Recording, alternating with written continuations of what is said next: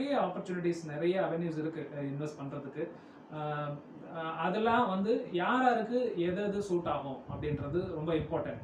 நிறைய காமனா ஒரு இதுல போயிட்டோம் அப்படின்னா, ஒருத்தர் இன்வெஸ்ட் பண்ண வர்றாரு அப்படின்னா அதை வந்து அப்படியே இதுல பண்ணிருங்க அப்படின்னு சொல்லிட முடியாது. ஒருத்தரோட வயசு, ஒருத்தரோட ரிஸ்க் எடுக்கிற அவங்களுக்கு என்ன ரெக்குயர்மெண்ட், எதுக்காக சேவ் பண்றாங்க, இது எல்லாத்தையும் அனலைஸ் பண்ணி அதுக்கு எது சூட்டபிளா இருக்கும்.